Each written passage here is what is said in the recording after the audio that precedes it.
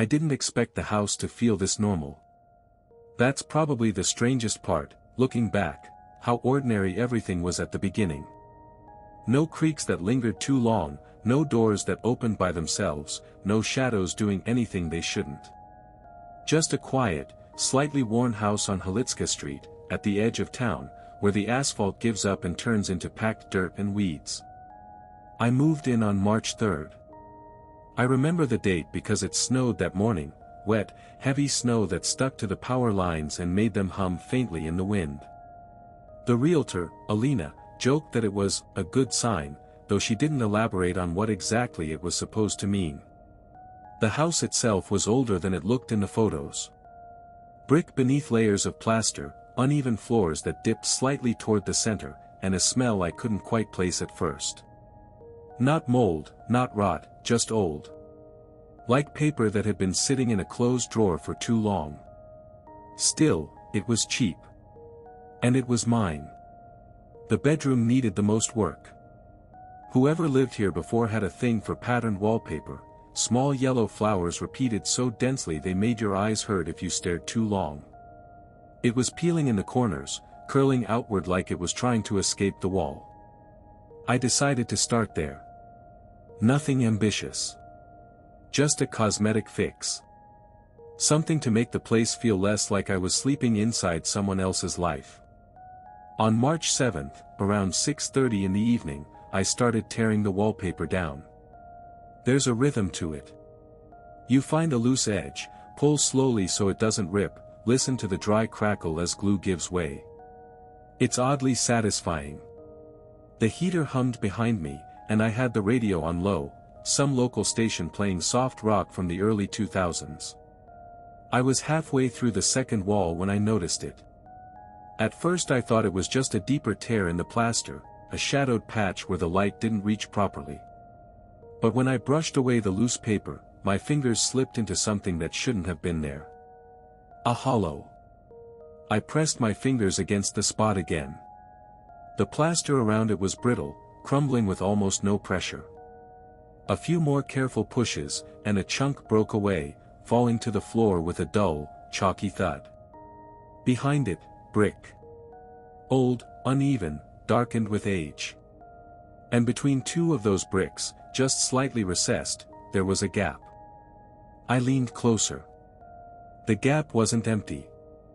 There was something inside, tucked deep enough that I couldn't see it clearly in the fading light.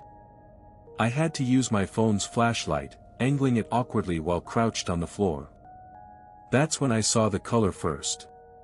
Blue. Faded, uneven, almost gray in places where dust had settled thickly over it. The object was rectangular, soft at the edges, like it had been pressed there for years, maybe decades. I reached in. The space was tighter than it looked. The brick scraped against my knuckles as I tried to get a grip on the thing. It felt delicate. Not fragile exactly, but worn, like it would fall apart if I pulled too hard. I eased it out slowly. A notebook. Small. Maybe A5 size. The cover was made of cheap, thin cardboard, dyed a dull blue that had long since lost its brightness. The corners were bent, one of them nearly torn off entirely. Dust clung to it in a thick layer, and when I brushed it away, it left streaks across the surface like fingerprints. No title on the front. No label. Just that flat, empty blue. I sat back on the floor, the torn wallpaper crumpled around me, and turned it over in my hands. It didn't feel important. That's what I keep coming back to.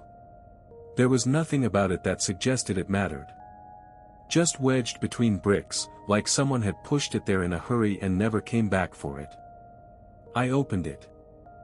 The first page crackled softly, the paper stiff with age. Inside, the handwriting was uneven but careful, the kind you'd expect from a child trying very hard to write neatly. The ink had faded to a dull gray blue, but it was still legible. At the top of the page, in slightly larger letters, was a name. Mark. Under it, a date. April 12, 1994. I remember smiling a little when I saw that. There was something oddly comforting about it, a small, human detail in a house that otherwise felt empty. I read the first entry sitting right there on the floor, leaning against the half-stripped wall. It was exactly what you'd expect. Complaints about school. A teacher named Mrs. Koval who always smells like soup.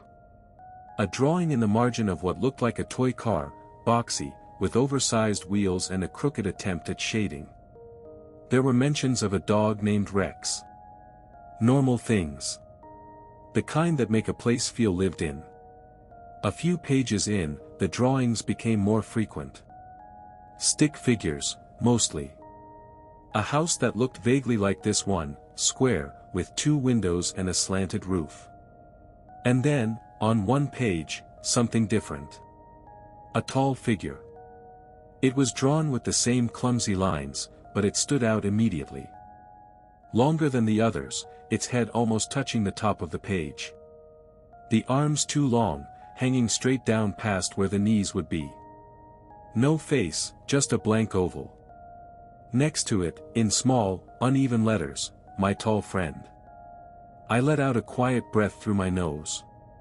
Kids draw weird things all the time. Imaginary friends, monsters, whatever their minds come up with after watching too much TV. On the next line, there was more text. He lives in the basement but he comes upstairs when it's quiet. I glanced toward the bedroom door without thinking, then shook my head at myself. There was a basement. I'd seen the door in the hallway, narrow, painted over several times, the handle slightly loose.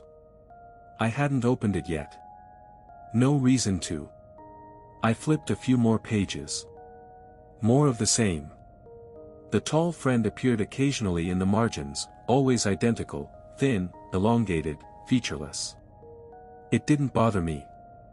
If anything, it made the notebook feel more authentic. I closed it after maybe 10 minutes, brushing a bit more dust off the cover with my sleeve. Cute, I muttered to the empty room. I set it on the windowsill, right next to a chipped ceramic mug I'd been using for screws and nails. Outside, the snow had started again, lighter this time, drifting lazily past the glass. I went back to tearing down the wallpaper, the rhythm picking up where I'd left off. By the time I finished for the night, I'd almost forgotten about the notebook entirely. I didn't touch it for 2 days. Not out of fear or anything like that. I just got busy. Work, unpacking, figuring out why the kitchen tap made that high-pitched whining sound every time I turned it halfway instead of all the way. Normal things. The kind that fill your head so completely you don't have space left for curiosity. The notebook stayed where I'd left it, on the bedroom windowsill, collecting a thin new layer of dust. It was the evening of March 10th when I picked it up again. I remember the time because I checked my phone right before sitting down, 9:17 p.m. I had just made coffee, too strong, like always, and brought it into the bedroom because it was the only room that didn't feel like a storage unit yet.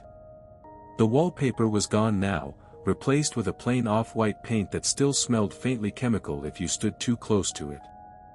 I'd left one thing untouched though. A thin crack on the ceiling. It ran diagonally from one corner toward the center, jagged and uneven, like a bolt of lightning frozen mid-strike. I had noticed it on the first day and decided not to fix it. It gave the room character, I told myself. I sat on the edge of the bed and opened the notebook somewhere in the middle. The handwriting seemed different. Not immediately, at first glance it was still the same careful, slightly uneven script. But as I read, I noticed small inconsistencies. Letters that leaned too far to the right. Words that looked rushed. June 3, 1994. Today was hot. I didn't want to go to school but Mom said I have to. Rex barked at the door again. I think he hears him sometimes. I turned the page. June 5, 1994. He doesn't like when I talk about him. The handwriting here was Messier. The letters pressed harder into the paper, leaving faint indentations on the page beneath. I kept going. Most of the entries were still ordinary, small, repetitive details, complaints about homework, mentions of a broken toy truck. And then I stopped. Not because of what I read at first. Because of the date. March 9th. No year. Just the day and month. I stared at it for a few seconds, trying to remember if I had skipped something. Maybe the pages were out of order.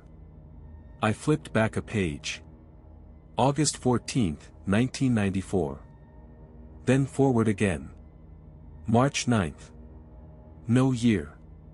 A small, almost amused thought crossed my mind, maybe the kid just forgot to write it. It wasn't impossible. I looked at the entry. The ceiling crack looks like lightning. I like it. It makes the room feel alive. For a moment I didn't process it. My eyes moved over the words, recognized them, but didn't attach meaning to them. Then it clicked. I slowly lifted my head and looked up at the ceiling. The crack. Same angle. Same jagged shape. Same way it thinned out toward the end. A faint, uncomfortable pressure settled in my chest. Old house.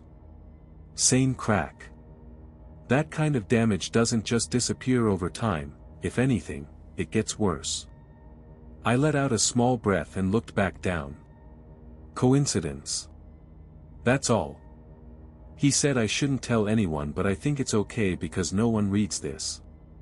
A faint smudge ran across the line, as if the ink had been dragged before it fully dried. The new person is here now. I frowned, leaning a little closer. New person. He walks heavy. Like he doesn't know where the floor is weak. I let out a short, dry laugh. That was oddly specific. But again, old house. Maybe the previous owner. Maybe Mark was writing about someone who moved in back then. I turned the page. March 10th. My stomach dropped. That was today. Not 1994. Not some faded year scribbled in the corner. Just, March 10th. The handwriting here was worse. Less controlled. Letters overlapping, lines slanting downward. Today he spilled coffee on the carpet in the living room. The room felt suddenly smaller. I didn't move. Didn't breathe. For a few seconds I just stared at the words, waiting for them to rearrange themselves into something that made more sense. But they didn't. Because that morning, at 8:42 a.m., I had knocked over my mug right next to the couch. Dark stain, spreading fast into the fabric before I could grab a towel. No, I said under my breath. I flipped back a page. Then forward again. The dates didn't change. The ink didn't fade. It looked fresh. Not 30 years old. Not even a week. Fresh. A faint metallic taste crept into my mouth.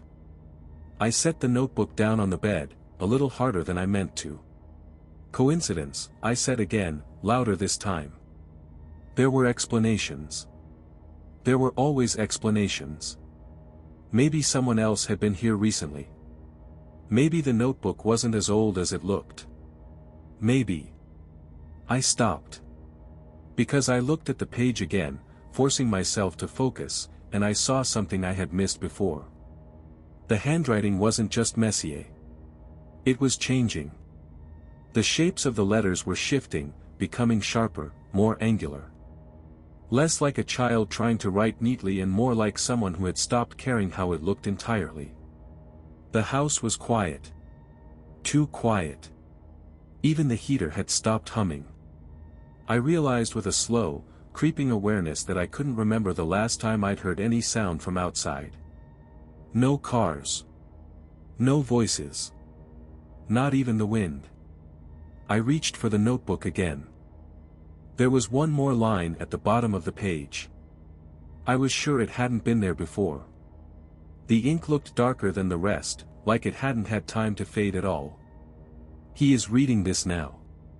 Something shifted in my chest, sharp, sudden. I froze. Slowly, very slowly, I lifted my eyes from the page and looked around the room. Nothing had changed. Same bed. Same walls. Same crack on the ceiling. But the silence felt different now. Thicker. As if it was waiting for something. I closed the notebook. The sound it made, paper against paper, felt too sharp in the quiet. I didn't open it again that night. I left it on the desk, turned off the light, and lay there staring at the ceiling for what felt like hours, following the line of the crack with my eyes over and over again. Sometime after midnight, as I was drifting in and out of sleep, I found myself thinking about that last line. Not what it said exactly, but the timing of it. Because I hadn't seen it on my first read-through. I was almost certain of that. Which meant it had appeared while I was sitting there. While I was reading. I didn't sleep properly. By 3:12 a.m. I gave up trying. The room was dark except for the faint orange glow from the streetlight outside, bleeding through the curtains in thin lines and cutting across the wall where I had stripped the wallpaper. I kept my eyes on that wall. Specifically on the section where I had found the hollow. The fresh paint over it looked slightly different in the dark, uneven, like the plaster beneath wasn't fully smooth. I became aware of a sound. Soft. Irregular. At first I thought it was the pipes, expanding as the temperature dropped. Old buildings make noises. Everyone knows that. But this was different. It wasn't a creak. It was scratching. I held my breath. There it was again, a faint, dry sound, like something dragging slowly across a rough surface. Not constant. It came in short bursts. A few seconds, then silence. Then again. My eyes shifted to the exact spot where I had found the hollow. Mice, I told myself. Old house, gaps in the brick, plenty of places for them to get in. Normal. Expected. I pushed myself up slightly, resting on my elbows, listening harder. The scratching stopped. The silence that followed felt heavier than before, like it had weight. See? I muttered quietly. Mice. Saying it out loud helped. A little. I lay back down. A few minutes passed. Then the scratching started again, not behind the wall this time. Inside it. Moving. Slowly dragging from left to right, like something tracing the line where the bricks met. I sat up fully, my eyes locked on the section of plaster above the hollow. I got up. The floor felt colder than it should have. I took a step toward the wall. The scratching stopped instantly. Not faded. Not slowed. Stopped. Like something had been waiting for me to move. I froze mid-step. Waited. 10 seconds. Nothing. I forced myself forward, reached the wall, pressed my palm flat against it. Cold. Colder than the rest of the room. I stood there for a moment, then turned around. On the desk, the notebook. I hadn't put it there. I had left it on the bed. I stared at it. Closed. Perfectly still. I crossed the room slowly, sat down, and opened it before I could think too much about it. Not because I wanted to. Because the alternative, leaving it there, not knowing, felt worse somehow. Like a sound in another room that you can either check on or lie awake listening to all night. I went straight to the March 10th entry. Still there. Same words. Today he spilled coffee on the carpet in the living room. But below it, more. The ink darker. Wet looking. He hears it now. My eyes move to the wall without my permission. He thinks it's mice. I didn't move. Didn't breathe. Another line. Not there before. I was sure of it. It wasn't patterned this time, this new entry. It wasn't careful. The letters were pressed so hard they had nearly torn through. How naive. The scratching started again. Right behind me. I flinched, the notebook slipping slightly in my hands. The sound was different now, not exploratory. Deliberate. Like something that had found what it was looking for and was making sure I knew it. "This isn't real," I said, louder than I intended. "There's an explanation." The scratching stopped. The silence that followed felt occupied. And with it came a smell, faint, almost easy to miss. Damp paper. Old paper. The kind left somewhere dark and airless for a very long time. I closed the notebook and set it on the far edge of the desk. Kept the light on. Sat on the edge of the bed until pale morning light started coming through the curtains. The scratching didn't come back. But the smell stayed, faint and persistent, like something in the room had gotten wet and wasn't drying. By morning I had convinced myself I was overreacting. Not fully, there was still that tight, uneasy feeling under my ribs, but enough to function. Enough to wash my face, make coffee without spilling it this time, and think clearly. Old house. Thin walls. Animals in the structure.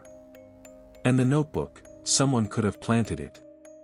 A previous tenant, a prank I didn't understand yet. The idea sounded weak even in my own head, but it was better than the alternative. I decided to get rid of it. Simple enough, throw it out, burn it, whatever it took. If the notebook was the source of any of this, removing it would fix the problem. That was the plan. At 9:05 a.m. I went back into the bedroom. The desk was empty. I stopped in the doorway. Stared at the surface for a second, waiting for my brain to catch up.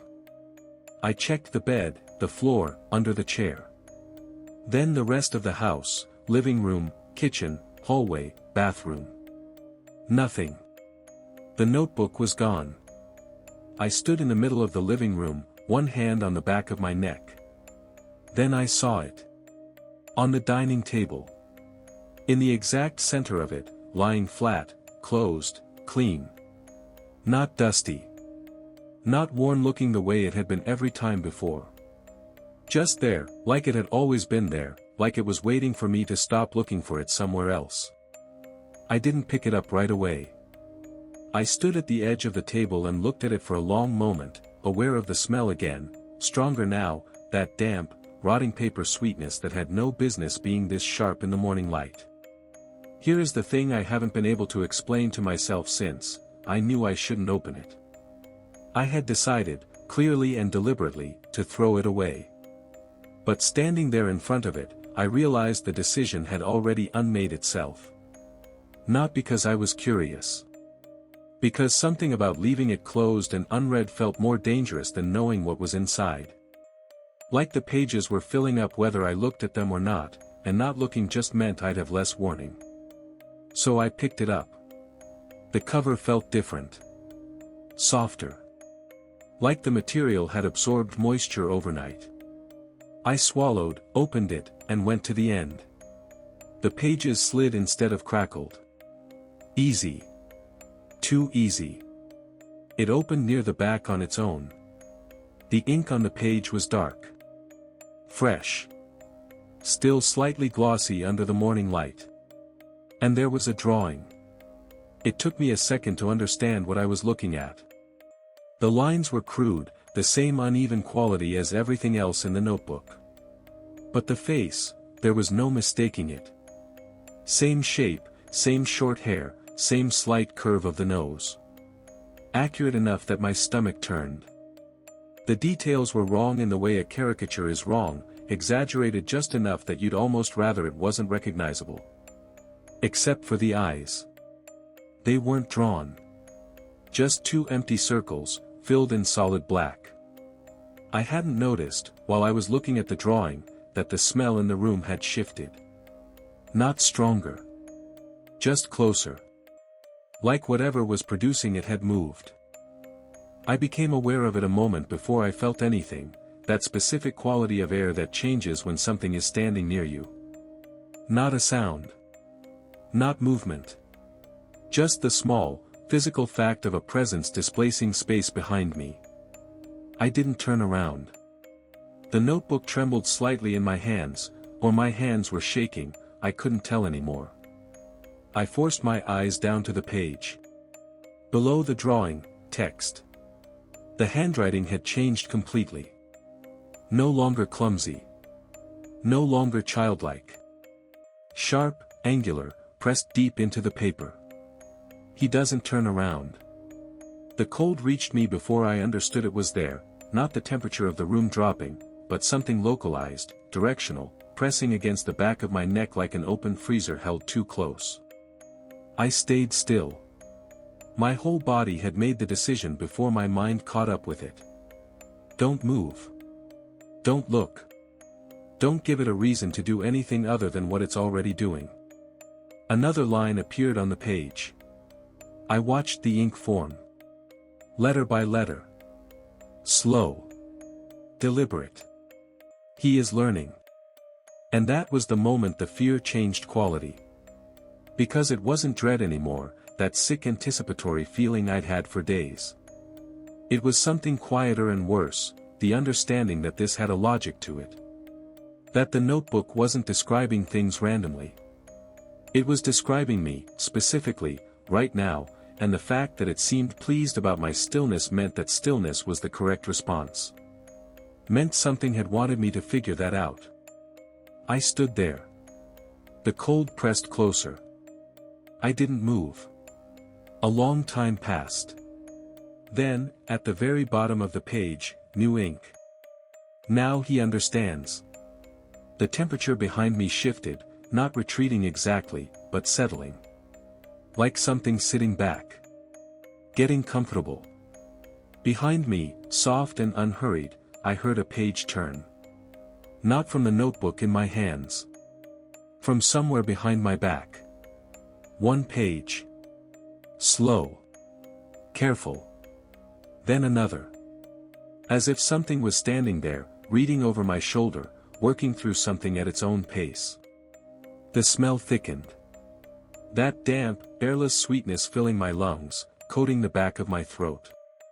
I don't know how long I stood like that. I'm still not sure. At some point I became aware that I was writing this down, not a decision I remember making, but something that happened the way breathing happens, automatically, while the rest of me stayed very still. Maybe that's why it's letting me. Maybe writing is the same as reading, to whatever logic is running this. Just another way of staying on the page. The cold is still there. Not on my neck anymore. Lower now. Resting against my right shoulder, light and patient, the way you'd rest a hand on someone who was finally sitting quietly. And somewhere behind me, another page turns. I don't look. I'm starting to understand that's the only thing I'm still getting right.